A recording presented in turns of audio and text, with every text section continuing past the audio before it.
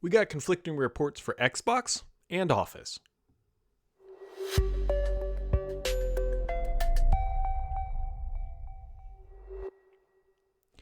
Happy Friday, friends, where the starship rains down upon us. If you don't get that reference, maybe it's a little ill-tasteful as I record this here late on a Thursday evening. But I like watching rockets. Blue Origin got to space.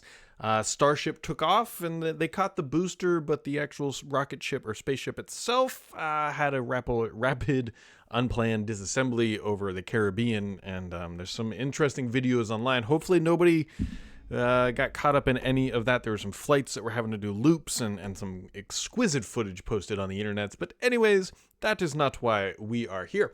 Hopefully you had a wonderful week. There's like conflicting reports. I always try to figure out what I'm going to name each episode, and conflicting reports seems appropriate for this one. And so let's just dive in. Hopefully you had a wonderful week. Here is the tech news. The first thing first, Microsoft announced a new division called Core AI. It is being led up by a former Meta executive, and this is they're bringing end-to-end Copilot. I got to read this description.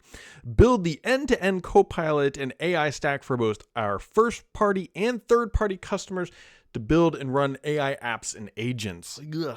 That probably was written by Copilot itself when they just dropped the org chart and titles in there. But anyways, new division, new times, same company and same Copilot, really. There were also additional cuts happening announced this week, really, and really, there were layoffs, legitimate layoffs, but then there's a lot of tightening of budgets and belts inside of Microsoft. Their consulting divisions no longer hiring. They're saying don't travel for meetings unless explicitly approved by management. And internal meetings you should never travel for. So they're really tightening the belt up at Microsoft. And I would look for more cost-cutting maneuvers here ahead of their next fiscal year, which sounds crazy to say fiscal year 26. But you can remember, executive management is looking months ahead. And so June 30th is their fiscal year end. So fiscal year 26, I think we should start looking forward and seeing with an expectation things will slim up inside the Microsoft org. So keep your eyes and ears peeled for that. Something else you should keep your eyes and ears peeled for is what the heck is going on over at Amazon. So we all know that Panos is over at Amazon, and Rolf, who was Panos's, I would say, probably right-hand man, I think is probably a fair way to describe it, is now over at Amazon as well. He's come out of retirement because he was at Microsoft working on Surface hardware, and now he's not there. And so that's like two high-level notable executives from the Surface team now working on hardware over at Amazon, which makes you wonder, what are they building? Because I'm sure he's not coming out of retirement to build a kickstand for a doorbell. I suspect that there is probably more to it than that. And knowing that hardware cycles typically take 3 to 4 years at least, so maybe we should be seeing something here in the next year or two. But we'll see. It's got to be more than doorbells and Kindles. It's gotta be. So anyways, there was also a headline floating around that says Windows 11 may not always be free going forward, based off of a blog post written on a Microsoft site. That post, by the way, has now been deleted. So it was probably just more of a poorly worded phrase, I am guessing, but I don't think Microsoft is going to start charging for Windows 11 here anytime soon. Microsoft also is saying that be careful if you're running Windows 10, because some Office apps may not be updated after Windows 10 reaches end of life. Now, Microsoft isn't an all-out push to get everybody to move over to Windows 11, and some devices don't support it, so they think there's going to be a lot of hardware sales from this. However, just keep in mind that they're not going to come out and say, yeah, of course your Office apps are still supported and going to keep getting updated after Windows 10 reaches end of life. Their official stance will be that, hey, you should upgrade, and that is what it's going to be, so don't really get caught up in anything else. Speaking of Office apps, by the way, you will now soon be able to dictate where your Teams notification pops up. Do you want bottom right? Do you want top right? Bottom left, top left? Of course, you can still turn them off, but at least now you can move these things around. And speaking of, and this is sort of a conflicting report, and you'll see here for just a second here, that Microsoft is going to start charging people more, shocking, for Microsoft 365 Personal and Family. It's now going to cost $3 more per month, so that's $9.99 and $12.99, so $9.99 for Personal and $12.99 for Family. And of course, you can still buy them for a year at $99 or $129. However, the $3 increase is to help pay for Copilot. Someone's got to be paying for all these GPUs, and it might as well be you, at least according to Microsoft. Now, this doesn't come with like complete unlimited use of Copilot. You get a certain amount of credits or whatever else. So if you're like a light user, you're going to be able to use this quote unquote free, I should say, or included. Or if you still need it, of course, Microsoft will still happily sell you the $20 Copilot Pro subscription. Now, Brad, you might be saying, you said this was a conflicting report. Why is that? Well, that's because of this. So here's something. If you don't want to pay that $3 increase, Microsoft says for a limited time to our new Microsoft 365 Personal and Family Classic plans will exist. So we don't quite know we know what this means. This means that this retains the same pricing, but obviously without the AI componentry, if you will. And it's a limited time. So if I get a little nervous here and say, like, if you really don't want that $3 a month increase, which I totally get, right? That's an extra $30 potentially out of your pocket, or $36 out of your pocket every year. That's money. That's a couple cheeseburgers, maybe 2 cheeseburgers these days. But anyways, we're not talking cheeseburger economics here.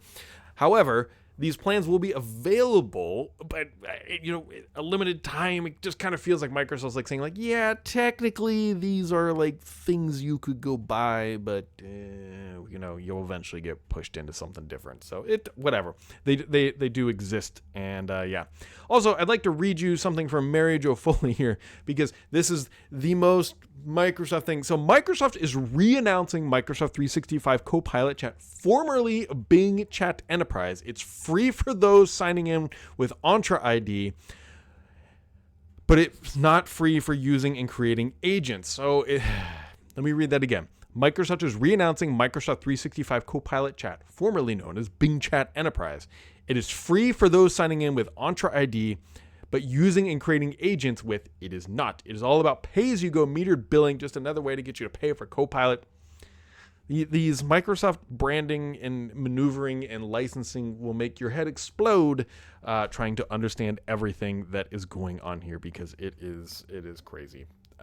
There's so many SKUs, so many Copilot things. At least they're trying to rebrand Copilot, or like make everything Copilot. Then they have that horrific new icon where it's the Copilot icon and then the brand underneath, like Microsoft 365 or whatever, Intune or whatever. Ugh. Microsoft is being Microsoft. They remind me viciously of like mid-2000 Microsoft branding things going on right now. So a couple other things, maybe a little bit more personal or whatever. Oh, that's poorly aligned. That'd be a good thing here. I'll make this in real time as we see here. Bam! So this is a product I work on for a living, Start 11 V2. We released version 2.5 update this week. You can now have taskbars vertically on the left and the right side. That is my personal desktop, at least when I took that screenshot. But more importantly, speaking of my desktop, guys, I've done it again. I've bought more keybs, or I should say more switches. So if you don't like keyboards, maybe fast forward 30 seconds or 3 hours, because I could talk about this for a very long time. So I bought these Yellow Pro switches. They are creamy. So these are linear switches, which means they don't have any bumps. Like there's the tactile has a bump, and I can't remember what blue switches are. Blue switches might be click, and then you have linear, and then you have this one. This is what I've bought.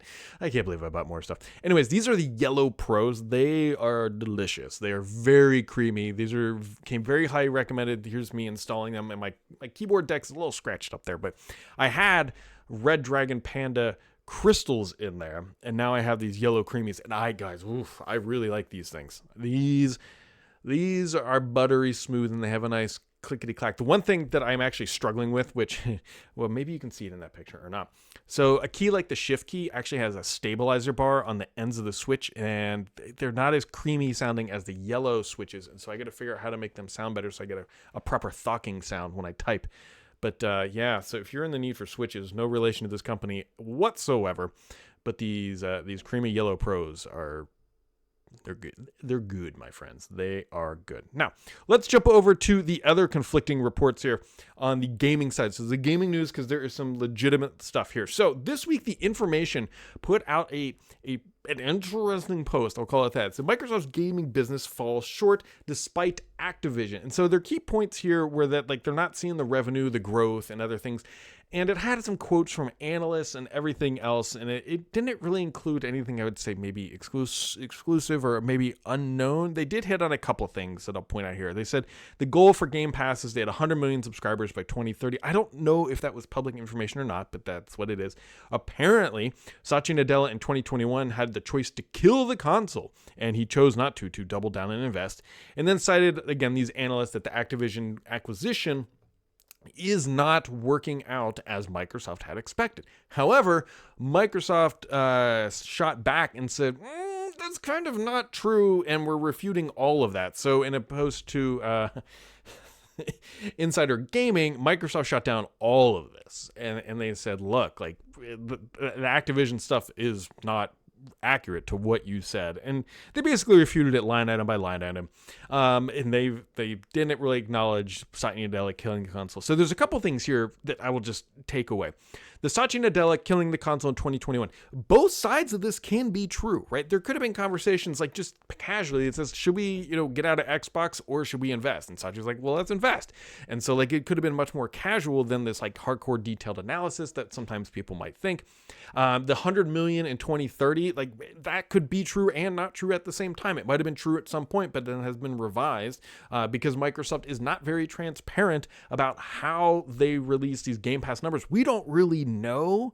But all the other stuff was pretty much refuted, saying like Activision stuff isn't working out. And then Microsoft was like, look, our revenue is growing even outside of Activision, even if it is minute, things are fine. And so Microsoft's point was like, hey, we're still healthy, we're still good, we're still on track, which of course they're not going to come out and say, they're exactly right, this is not going the direction we wanted to. They would never say that. They could have just ignored this in general, which is probably what they would have done. But the fact that they put things back out into the universe makes me think that maybe they're going to report good numbers here, which is the most important thing here. On January 29th is Microsoft's next earnings. So, dear Microsoft, if you would like to truly refute this report, give us some numbers. Give us some numbers. That'll do more than anything else. Numbers speak way more than your PR phrasing, and so there you go. Don't forget the Developer Direct is next week. I'm looking forward to seeing what Doom has on the agenda.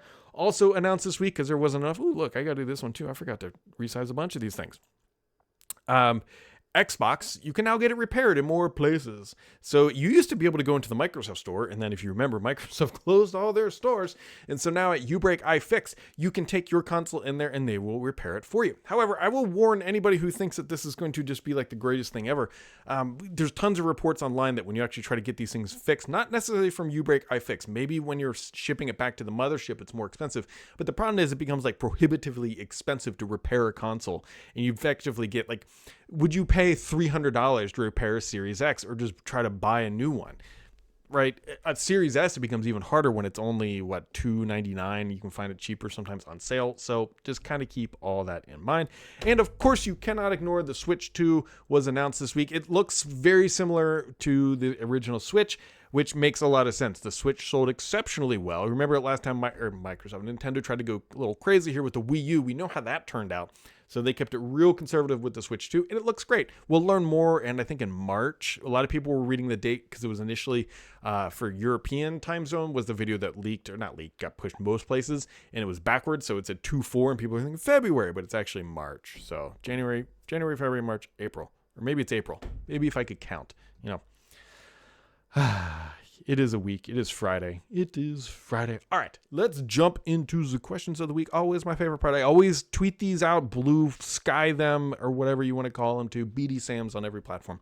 So here we go. Bart dropping the first question of the week. It says, "Hello, Brad. I hope you are well. I noticed recently that the Windows 8 Office and mobile apps get frequent updates and now require Microsoft 365 subscription. Are they making a comeback?" I have not heard this at all making a comeback. Microsoft has been moving away from that platform framework for a while now. It might just be that they realize that people are still using these, and they're like, look, we could probably scrape some money off the table if we forced a 365 subscription login for these apps, so let's just make it happen. That would be my guess. I cannot imagine they're bringing these things back. Can you imagine the story for OneNote? OneNote, we have an x86 app. OneNote, we have a store app. OneNote, we're all UWP and web. OneNote, we're killing our UWP OneNote web experience. OneNote, we're x86 again. And then like to go back or something, I don't know. That would be insane. So they'll probably do it just because it would be insane. Matt Bear dropping a question. He says, what do you think will be the next full extent of support that the Xbox as a publisher will give to the Switch 2? This is the super interesting question, by the way. We know they plan on putting Call of Duty there. You preempted me. So here's the thing. Microsoft is already legally committed to bringing Call of Duty to the Switch. That was part of their agreement. Now, we don't know. Here's an interesting thought for you. We don't know if it's the mobile version or the traditional console version. We're not sure yet. Microsoft hasn't announced this, hasn't cleared it up. We just know that they're legally obligated to do it. There's rumors that they are going to be bringing more titles to the Switch, which can you blame them, right? They're not trying. They're becoming just a publisher who also makes consoles and who also makes cloud streaming experiences and who also makes everything else. But it would not surprise me if we see things jump over there. I think Forza Horizon would, if they could make it run on that, would do exceptionally well, right? But the Switch, unlike the PlayStation, is a different caliber of device. So we will have to wait and see. Bryson says, this year seems to be significant for many PCs, at least so far from CES. I think that's a fair statement. As many, including Paul, have noted, Intel and AMD mobile chips are highly versatile and powerful when provided with sufficient power, allowing small form factors to perform numerous tasks. Although they may not be replace a true gaming PC, how do you view the trend towards smaller devices taking on more roles, including productivity, light and medium gaming, and other functions? Do you anticipate more manufacturers going in this direction? Is this what mainstream marketplace desires? So there's I thought you were initially, because I typically don't read questions before I show up, going in a different direction, that we're starting to see ARM chips show up, and the ARM chips are relatively capable, but you are correct. You can slap a mobile chip from Intel and especially from AMD in these small form factors, and they're relatively performant. What he's also referring to is that 1080p gaming on these chips with the integrated graphics is coming like really viable. Now, it's not 4K. You're not running at 1080p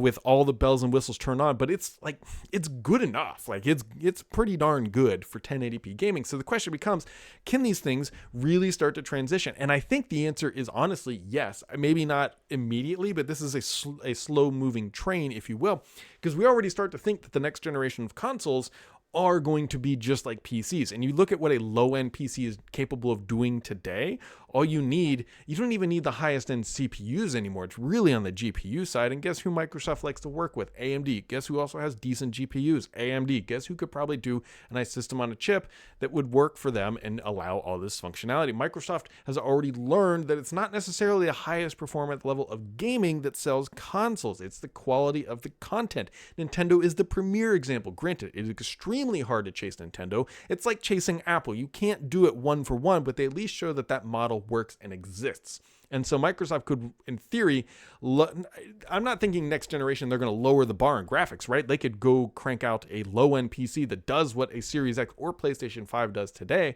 for a modest sum of money. Next generation, I think we will continue to see, what I hope for next generation is like true 4K 60 frames per second, locked, guaranteed, no matter what, and it'll probably have an NPU. That is my expectation, which granted you can already do today with off-the-shelf PC components.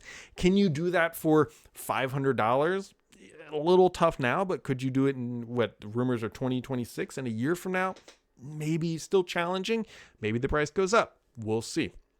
Now, to completely go back to your question, because I got way off on a tangent, one of the things that is challenging for me, because I keep wanting to build, I can't think of that, I want to call it the Falcon case, but it's not that. It's one of the Northwest case. They have a tiny form factor PC. It has like a wood front, not the slats, not the big one. Go look at the small form factor PC from that company. And I keep wanting to build like one of these things, although I've been wanting to build a PC for years. That's aside from the question. The problem I run into is the number of USB ports on it, because I have a lot of USB ports upstairs on my primary editing rig. Down here, it's a rat's nest of USB ports needed for all of this stuff.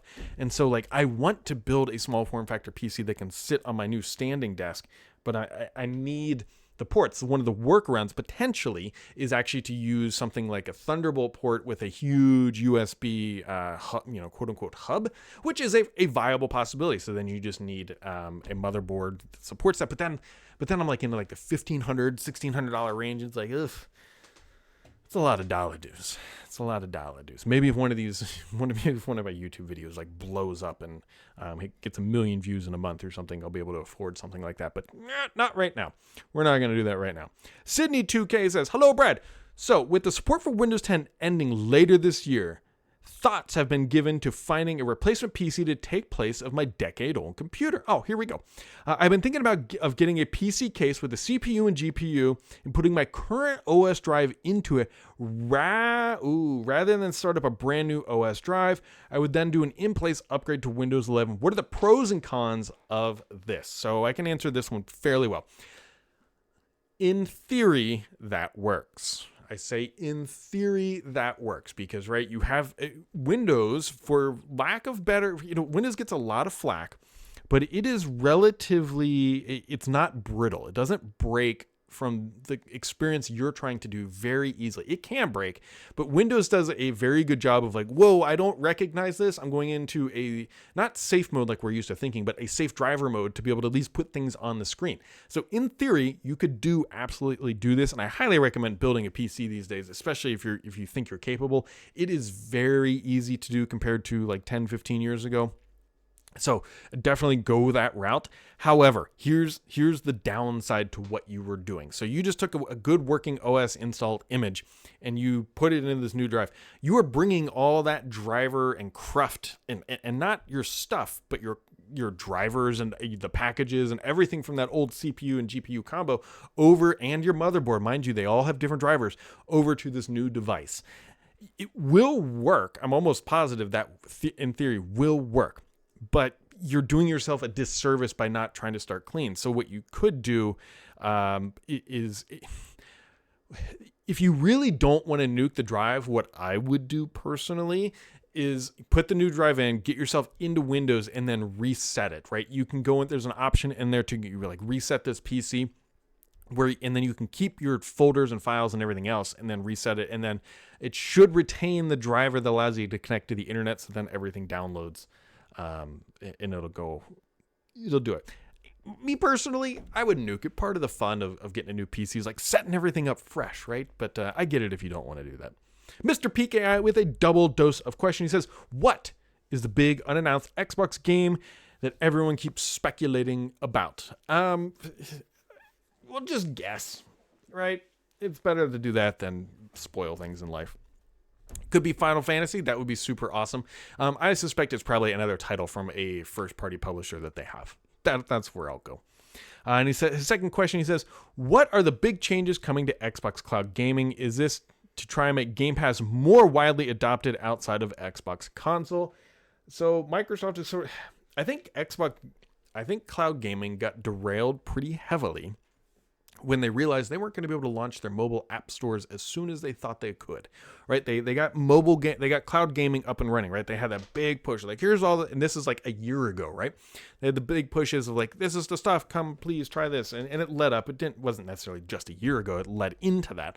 And then we started hearing like, here comes the app store. And then Sarah Bond's like, it's coming in July. And then like, here we are in January of 2025 and it's still not here. And I think that a lot of the pushing has been related to getting those app stores out where the cloud gaming would make sense to sort of make snackable games in that experience. But those mobile games stores have not materialized because of regulation and everything else. Is just a slow moving entity. So it's a good question. It's a good question. There's a lot. I could just do this questions all the time and we could just chat here. And by we, I mean, I'm looking at the camera, assuming that somebody is on the other side listening to this, which there is, whatever. I just like the question. If you heard that noise, that was me clacking. I found a wall wart. And I was hoping it would be USB-C, but it's one of the old Apple ones, USB-A. And so it is dead to me. And then I smacked it on the ground because I need a fidget spinner or something in here to do with my hands. Anyways, that wraps it up this week, guys. What a good time. What a good time. Next week will be interesting. Developer Direct will be coming along. There's also this Surface event coming up, right? Don't be sleeping on that, although it's more corporate related on the 30th. And we've got earnings coming also at the end of this month. So there's things to look forward to in the world of Microsoft, Xbox, and beyond. As always, my friends, make sure to keep it subscribed here because the only BS on this podcast is me.